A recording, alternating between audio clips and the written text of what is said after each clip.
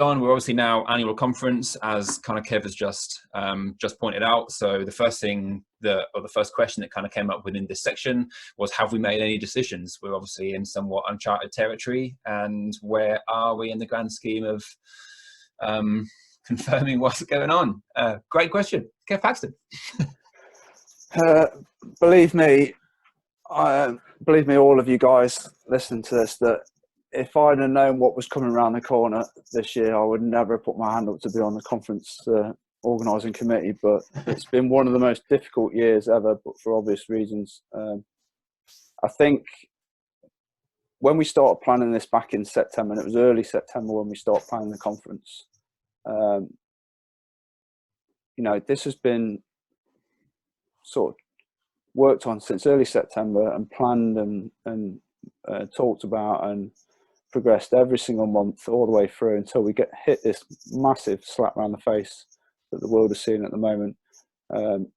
We're currently reviewing and revisiting different plans. I think I'm on version 9 of Plan B now. Like it's, for obvious reasons, we are still currently planning to run the event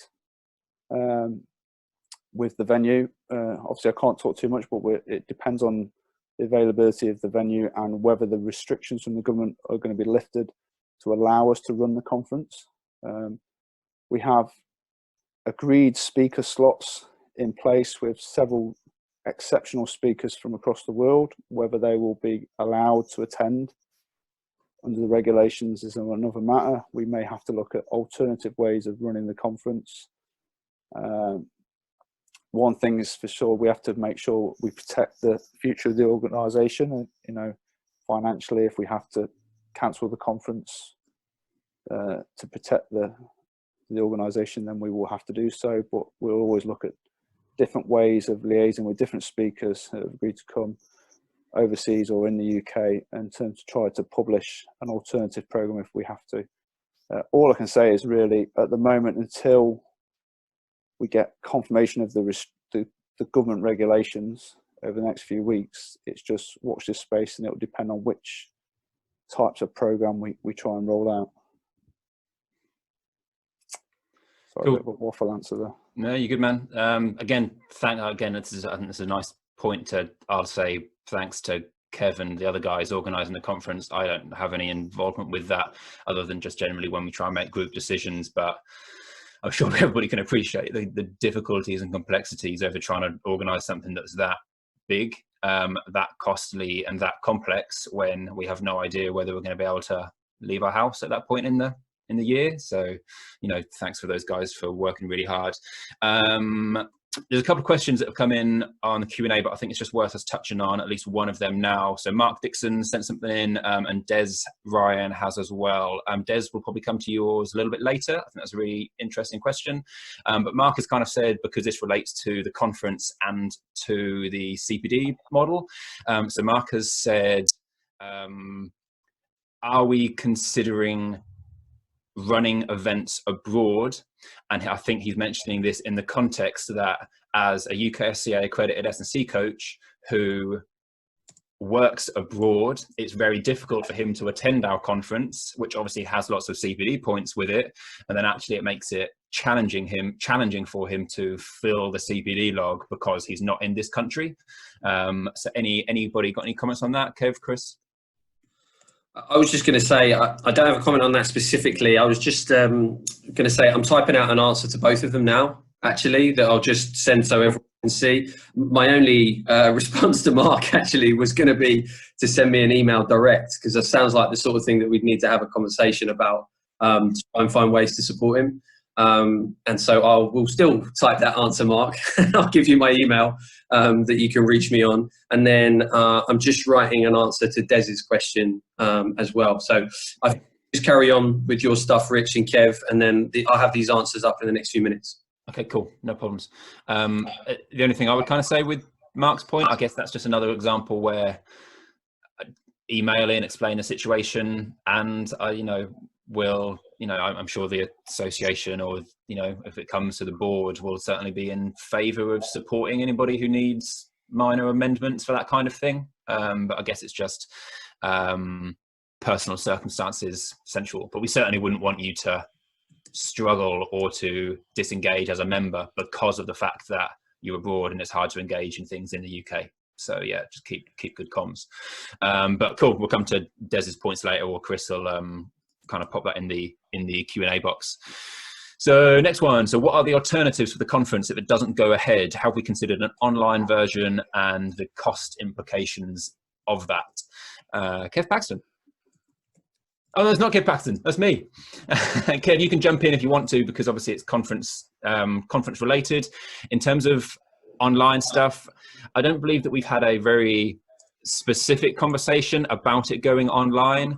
What we have said is that if it can't run this year, then maybe there's individual days. We don't have a 3-day-long conference in 2020. We have some smaller 1-day conference kind of seminar days, which have been really popular in the past, which might make a little bit more sense in terms of slightly less financial commitment, 1-day fee, jump in your car and go home all in the same day. We haven't really discussed it being online. I'm personally not against it. It's not really come up. I think that's probably the last thing we... I don't know. Like, again, Chris, Kev, do you want to jump in with that? That's my short answer. We're considering loads of different things at the moment because it's so up in the air. But specifically to the online stuff, I know we haven't probably had that conversation yet. I think this is a really good example of just, if I just say to the group what Paul Tolte has just questioned us. They're saying the conference is a great event and I appreciate the complexity of organising such an event, but it's curious to why it's originally scheduled to take place during the Olympic Games, which is absolutely great point for anyone working in Olympic sport. You've got zero chance of attending our conference this year, along with a lot of the speakers that we wanted to try and attract, but they were obviously busy with Olympic Games prep. I think the short answer to this is, if you ever try to organise a conference for pro sport or amateur sport or school sport, it's never going to align across a 12-month period where everybody can attend. It's never going to be right for everyone. And this is one thing that I think we flagged up with the day conferences, which we've done well over the last couple of years with the football conference, and hopefully we can try and progress that.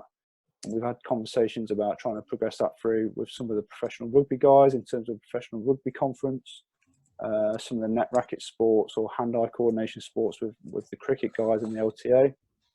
This may well be a future strategy where obviously we've got the flagship annual conference where that is a member benefit, well and truly. It doesn't make us any money whatsoever. But sometimes it makes a loss. A lot of the time it will make a loss. But the day conferences could be a way where we can put on really high profile, good quality speakers in for a day, out for a day. And we can then target that more towards the NGBs and the different sports, and then obviously the more appropriate times of the year. So I think that would probably be a way of hitting some more of the Olympic sports and doing it a time appropriate to them, or doing it a time appropriate to the net racket sports season or cricket season or rugby season, whatever it is. So that's a future strategy. And hopefully that might be something that springboards out of this horrific environment we're in at the moment, where rather than try to just do what we've always done, we have to look at, unique different ways of doing what we deliver our CPD. So hopefully that answers your question, Paul. Hopefully it tackles the issue of other people's inability to get to our annual conference, that maybe if they could attend 2 or 3 day conferences, they can still rack up their CPD points and their volume of professional development. Yeah. I think what's important is, if you've got ideas as members, send them in or contact one of us directly, board members, send it into the office, and kind of, because ultimately if there's a majority decision that people want a certain thing, then we do it. We have those conversations and we go, everybody's saying that this would be a really good idea. Can we feasibly do it from a cost, logistics, time frame perspective? And we do that. So kind of send it in and nothing really gets ignored. Just appreciate everybody has different opinions and we have to try and please the majority, I suppose. And that's that. But cool, send them in. I think all those things are good. The next question that's coming up is somewhat similar to, obviously it's on the same theme, annual conference and kind of CPD